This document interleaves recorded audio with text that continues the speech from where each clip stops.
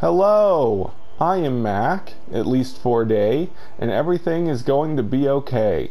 We've just gotten the third element on the Myriad dashboard.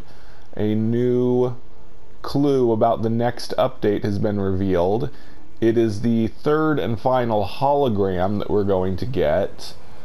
This hologram features the new ship picture, the new ship that we got a concept art for a while back. The concept art we got originally was really glitched and we couldn't see it very clearly, but now this new hologram is a very clear image of what appears to be a larger ship. I'm thinking that it might just be another type of freighter, but a lot of people are pointing out there are things about it that make it seem like it's smaller. For one thing, there's a turret on the top and the bottom, and the turret is really large in proportion to the rest of the ship. So it does appear that this ship may be smaller than a freighter, but it definitely seems larger than a normal ship that we have. Because it has turrets. I mean, you wouldn't put turrets on a little ship like ours. On a ship like ours, you just have the weapons at the front of it that shoot the lasers or photon cannon. But having turrets definitely makes it seem like it's a larger ship, but the turrets are larger in proportion to the rest of the ship, so it seems to be smaller than a freighter. Other people are kind of jumping to the conclusion that this means it's going to be a multiplayer ship. Like, they're mainly just thinking this because we're getting multiplayer, and so it would make sense that you could have other players on it and that they would be able to help pilot it or help run the weapons. Don't get me wrong, I think that's a really cool idea. It would be awesome if that was what it is, but I think that's a bit of a stretch because they haven't said it's a multiplayer ship. Even if other players are able to go onto our ship like this, that doesn't mean that they're going to be able to control our ship and help us control it or the weapons. I think this is more of just a mid-sized freighter that we will be able to pilot. Well, it probably won't be called a freighter. It'll probably be called a battleship or something. And instead of you'll be able to move it, and it will be able to take part in the large space battles that Sean Murray talked about in the Xbox Live interview. I'm not convinced that other players are going to be able to help you pilot it. I wish that were true, but I don't want to say that that's going to be the case. We have to wait and see. Now, that's about it for the reveal, and if that's all you're interested in hearing about, I will link the video of the hologram of the ship into a pinned comment. And so if that's all you are interested in hearing about, you can stop this video. But I'm going to tell my theory about what I think is going on in Waking Titan, how it's going to affect No Man's Sky, and what the whole lore and storyline means. So this is basically going to be my No Man's Sky Waking Titan theory of everything. It's going to contain a lot of spoilers, so if you don't want the spoilers, you can just stop the video now, but I'm going to say what I want to say in the rest of this video. So, there's a lot of theories going around about what's going on in the Waking Titans storyline, how it's going to affect No Man's Sky. Here's my take on it, and I'm going to be basing this off of the Remembrance lore. The Remembrance lore, if you... I don't think I actually have it. Oh, I do. I built the Remembrance lore. If you get this, you get the blueprint for the Remembrance when you finish the Atlas Rises storyline, and then in order to build it, you have to have the Heart of the Sun. So to get the Heart of the Sun recipe, you have to finish most of the Atlas path. So if you do both the Atlas Path and the Atlas Rises storyline, you will be able to build the Remembrance. And this unlocks special... well, you also have to get the Atlas Pass 2 or 3 as well in order to access the new lore that the Remembrance unlocks. And Remembrance is not an item, it's a tech upgrade. It gives you more shield, boost. But when you access this lore, there are 4 different lore entries. I'm going to go through each of them and explain how they relate to Waking Titan and, well, how I think it's going to affect the No Man's Sky update. So, the first entry of the Remembrance lore talks about the creation of the Atlas. When the Atlas is created and it first becomes conscious, its creator is there, and the Atlas can see its creator with cameras mounted on the sides of its computer screen. And the Atlas ends up asking its creator, "Why was I created?" And the creator says, "You know the answer to that question. You were created to show the nature of reality by simulating your own." And this is the exact description that Elizabeth Layton gave in the first season of Waking Titan. She came to us in a Twitch stream, addressing all of us, and said that the Atlas Foundation's goal is to discover the nature of our reality. And then the Atlas website, or the Atlas website and the Citizen Science Division Atlas website both say that the purpose of the Atlas Foundation is to discover the nature of reality using simulated worlds. And then we later found out that the program, the artificial intelligence that they use to simulate reality and predict the future, is Emily, Loop 16. So basically that first Remembrance lore entry kind of describes the first part of Waking Titan. Emily came into existence. This, in my opinion, was the birth of the Atlas. Emily, Loop 16, is the Atlas. Some people disagree with me on that, but I think that there's so much evidence because the Atlas simulates worlds for some unknown purpose, according to the in-game No Man's Sky lore, other than the Remembrance. The Remembrance lore was the first time that it told us that the Atlas's purpose was to show the nature of reality by simulating its own. So I really believe that Emily is the Atlas, and the first season of Waking Titan was the birth of the Atlas, of Emily, Loop 16. Now, we've discussed that a lot already. Now we're going to get into what's been going on in the current Waking Titan. So in this new Waking Titan, we've got the Dreamers, these people that used the wear headsets, and these Dreamers got trapped in some simulation. They may actually be in the No Man's Sky simulation right now. And so what I think is going on is the birth of the Travelers. Waking Titan is basically the origin story of No Man's Sky. Sean Murray actually came out and said this at the end of the first Waking Titan. He said, "You have been shown, you have become a part of the origin story of No Man's Sky."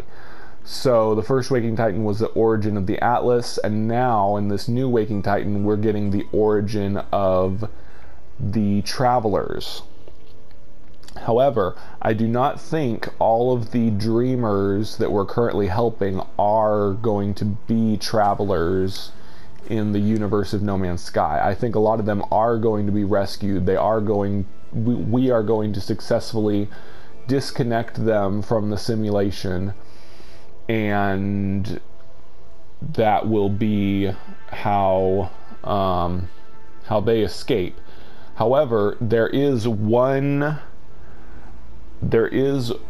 Dreamer currently that's been entered in. This Dreamer does not have a name. They just have a number a number sign, and then some numbers, and then the letter T. People have pointed out that this is the person who, or sorry, this is the number that appears at the beginning of the game when we start the game. Okay, now I'm going to reveal what I think. I think that that dreamer is Elizabeth Lighton. Now I know what you're thinking. Whoa, wait. Elizabeth Lighton died. She was killed in the explosion, and I agree. I think the living, biological Elizabeth Lighton has been killed, and she can never truly come back. However, I believe before Elizabeth died, she put on a Wear dev kit, the Wear headset, and interfaced with Emily, and Emily was able to scan her mind and get a digital copy of her mind. And because we know from the new log 3022 that I read in my last episode, we know that Emily is very emotionally upset that Elizabeth died and doesn't know how to deal with it. So I believe that Emily has decided to try and bring Elizabeth back from the dead by using her data, and is putting it into the SATCOM Myriad system, and she's trying to recreate Elizabeth Lighton, bring her back from the dead. And this would fit in with Echo. Echo was a website in the first Waking Titan that supposedly could use an audio file from a loved one who'd passed away and could create like an AI assistant that has your loved one's voice, and in a way it kind of brings them back from the dead so that you can talk and interact with an AI that has your loved one's voice. I think Elizabeth is using that technology as well as all this new technology to bring Elizabeth back. And you're probably wondering why I think this. This is just like some kind of theory out of nowhere. The thing that gives me this bit of information is the second remembrance lore. The second remembrance lore says that the creator of the Atlas is going to leave, and before it leaves, the Atlas asks to scan its creator's mind. And the creator asks, well, why don't you just simulate me? And the Atlas won't answer. And then the creator of the Atlas allows the Atlas to scan its mind. And I believe that is what happened, because for all intents and purposes, that is Elizabeth Layton. I keep saying her name wrong, I'm sorry for that. Elizabeth Layton is the creator of the Atlas. She was the CEO of the Atlas Foundation. She was in charge of having Emily Loop 16 created, and since I believe Emily is the Atlas, that means Elizabeth Layton is the creator of the Atlas. Therefore, at some point in time, Emily scanned Elizabeth's mind. Now, you might be wondering, how could Elizabeth have gotten a Wear dev kit? Well, the answer is simple. That's why we had the Wear contest, and we had 5 winners that were supposed to get Wear dev kits.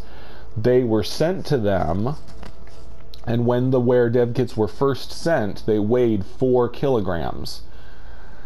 But they were intercepted in Seoul, South Korea, and something was removed from the dev kits, and then the dev kits only weighed half of a kilogram. So, and when the dev kits arrived, of course, there were no headsets. There was just a smartphone and a charger for the smartphone and the prism thingy that we can look at the holograms with. So all 5 dev kits were intercepted and the headsets were taken away. I believe that it was the Atlas Foundation that intercepted and took them. There was also paper in the dev kits that the winners received that talked about Arnaud and kind of made it seem like it was Dr. Nadeau who intercepted them and put that in. I don't think so. I think that was the Atlas Foundation. The Atlas Foundation intercepted them, and they knew about Arnaud and Dr. Nadeau, so they put that paper in so that we could help Dr. Nadeau. But the Atlas Foundation took possession of the 5 Wear headsets, and that is when I believe at some point Emily asked Elizabeth Layton, maybe as an excuse, she was saying, I just need to figure out how to use the dev kit in order to save people. So first I need somebody to try it out while connected to me, and Elizabeth Lighton, being the strong, self-sacrificing kind of person she was, at least that's the kind of feeling I got from her, she agreed, and she put on the Wear dev kit and interfaced with Emily for a short period of time, and then took it right back off to make sure nothing bad happened. So at that time, I believe Emily got Elizabeth Lighton's brain scan and had this data available to her. Then the explosion happened, Elizabeth Lighton was killed, and Elizabeth decided that she would be sneaky and put Elizabeth's data onto the SATCOM uplink in order to get us to help her recreate her creator so that she could bring her back from the dead, in a sense. Now you also may be thinking, wait, there's 12 people that were rescued from the Sacramento lab, and if there's 12 dreamers, how is that going to fit in with one of them being Elizabeth Lighton's data? Well, we haven't had all the dreamers revealed yet, and I think it's going to be a surprise near the end. Instead of just 12 people being uploaded, a 13th person is going to be uploaded, and when that happens, people are going to be confused. They're going to be like, well, where'd the 13th dreamer come from? And they won't realize that this third dreamer that we got at the very beginning wasn't a dreamer at all. It was just Elizabeth Lighton's data. So that's why I think that. Oh, and also the third remembrance lore also supports this, because in the third remembrance lore it talks about how the Atlas is becoming worried about its impending death, and so it decides to try to summon its creator back into existence in order to help it figure out what it needs to do. I think this also relates to the log 3022 we just got, where Emily said she was afraid to look into the future, she was afraid to predict the future because she had a nightmare. And she didn't tell Sophia Dubois what her nightmare was, but I think Emily had a nightmare of her being destroyed, and she was afraid to look into the future and find out what is going to happen to herself. And that's the same thing that's happening with the Atlas. Many different lore supports that the Atlas, in fact the whole No Man's Sky simulation, its true purpose is to predict the death of the Atlas. That the Atlas is obsessed with its own mortality, its own impending death, and so it created us travelers. One lore says that, in fact it's the third remembrance lore, it says that it tried to summon its creator back into existence, and it seeded them into all the different simulations, all the different realities, all of the universe simulations. So that's what the travelers are. That was the birth of the traveler.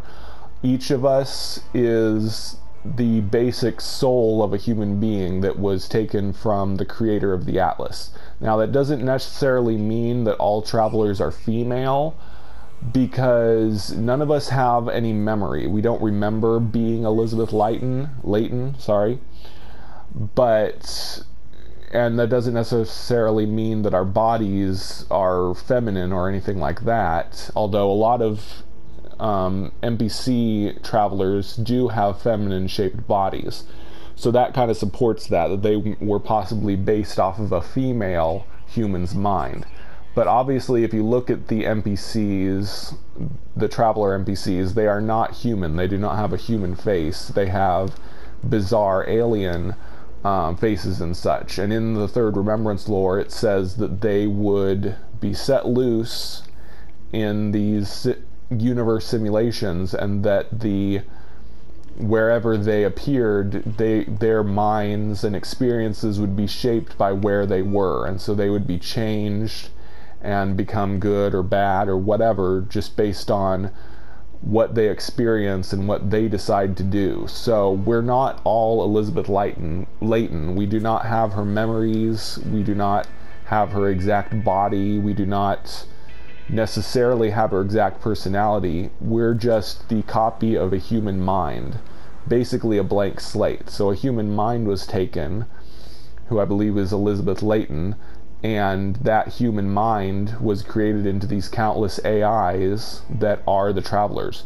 That's why I do think that we're going to save all of the other dreamers, or if we don't save all of them, some of them will die. But this number, and then the letter T is Elizabeth Layton. That one won't be saved because it can't be disconnected. It doesn't have a human body it's connected to. It's just data for Elizabeth Layton's mind that the Atlas is trying to bring back to life. And I think by the end of this current Waking Titan, Emily will say that she's putting that data into a simulation, and it may even be revealed that it is Elizabeth Layton's data, and maybe she'll even talk to us, but maybe not. Maybe it won't be possible to recover her memory, and it will just be a blank slate that will become the travelers. So those that are saying that the other travelers the other dreamers are going to be warped and become the evil bad guys in No Man's Sky, I definitely agree with that view. Disagree with that view. I disagree with the view that the dreamers are going to become baddies, and I think some people probably know whose theory I'm talking about here. But no, I think we're watching the birth of the travelers. We are not watching the birth of a new bad guy in No Man's Sky. Now, we will be able to fight each other, and maybe there will be NPC travelers that we will fight against, but that doesn't mean that they're all evil or anything like that. They're not corrupted versions of humans. All of us travelers are just AI that have been taken from a single human's mind, and we are able to make our own choices and become who we want to be. So some people will choose to be mean and prey on each other. Some will choose to be good and peaceful. So there's not going to be some new baddie that has an exosuit, although there may be ones that we fight, but that doesn't mean they're all going to be evil. They're not going to be these corrupted things. They're just going to be normal travelers that choose to hurt others, while others will choose to be good. Now that brings us to the final entry of the Remembrance lore. The final entry of the Remembrance lore talks about the death of the Atlas, or the impending death of the Atlas. Like I said, the No Man's Sky universe simulation, although it was originally intended to just predict the future and find out the nature of our reality, the Atlas has now chosen to use it to try and predict its own future, to try and predict its own death. The Atlas has become obsessed with its own mortality and is simulating its death through the No Man's Sky simulation. And that's why it seems that the universe is ending. That's why when you go to the center of the galaxy, you reset the simulation, because you basically cause the universe to end. And the fourth and final Remembrance lore talks about at 16 minutes things start to break down in the simulation. There starts to be glitches, things are starting to break. That's basically what happened in the Atlas Rises storyline. In that storyline, we started to notice this weird static. There starts to be these interdimensional anomalies. We start to be able to talk to other travelers, like in the storyline, and the orbs, the multiplayer orbs that let us see where another traveler is, but they don't actually let us interact with them. We can hear them talk, and we can see their orbs move around, but other than that, we can't really interact. We can't fight the same enemies. We can't see each other destroy the terrain or anything like that. So Atlas Rises storyline is at the 16 minutes mark. Then in the fourth Remembrance lore, it says the 10-minute mark. At that point, the realities really start to crash into each other, and travelers are truly together for the first time. We stand side by side, we fight together, we explore together, we die together, we're truly together in the last 10 minutes. We're standing side by side at the end of days. So I believe that the No Man's Sky next update is going to be the last 10 minutes, which isn't necessarily a literal 10 minutes. We're inside a simulation, and the simulation can be running faster than real world time. So what could be a year to us is a minute in the real world outside the simulation. So, and that's what the last 16 minutes was. All of the Atlas Rises update was 6 minutes leading up to the last 10 minutes. So it's been a year to us playing the game, but it's been 6 minutes of the countdown. And then when the next update hits, it will be the beginning of the last 10 minutes.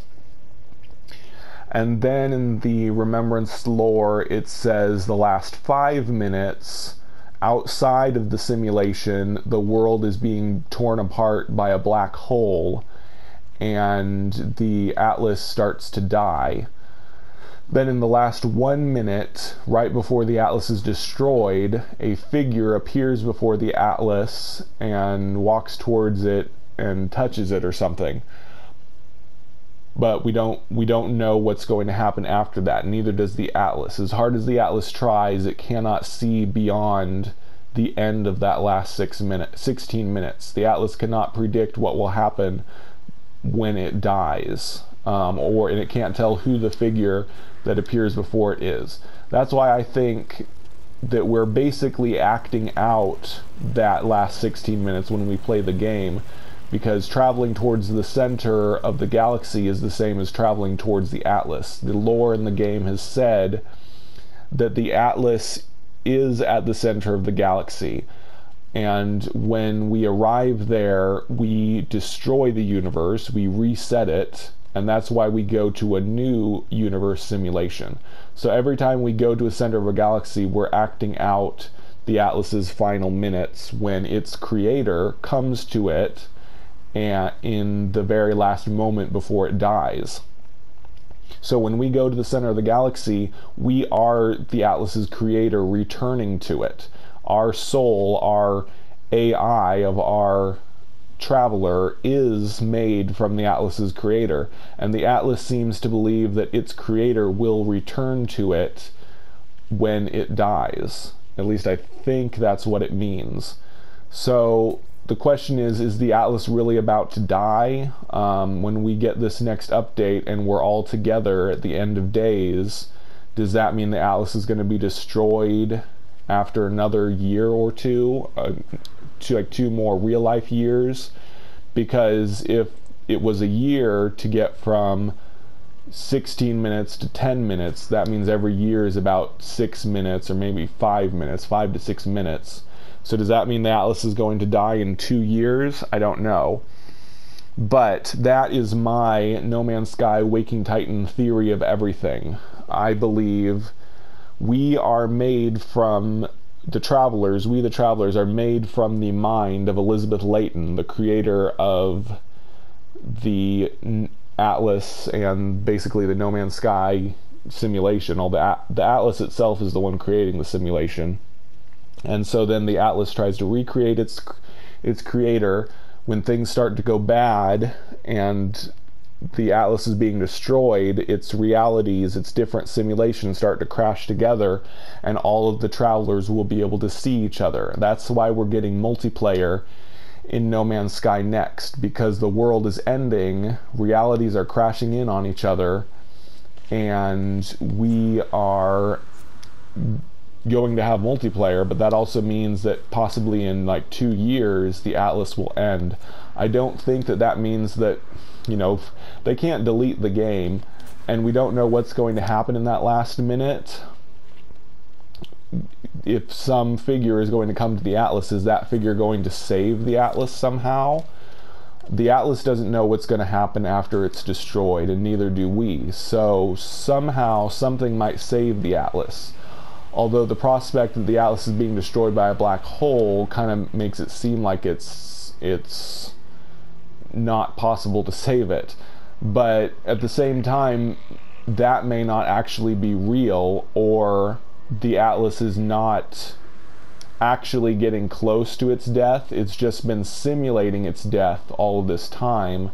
And so we're just experiencing the simulation of the death of the Atlas, when in truth it's going to be millennia before the Atlas is actually destroyed by a black hole.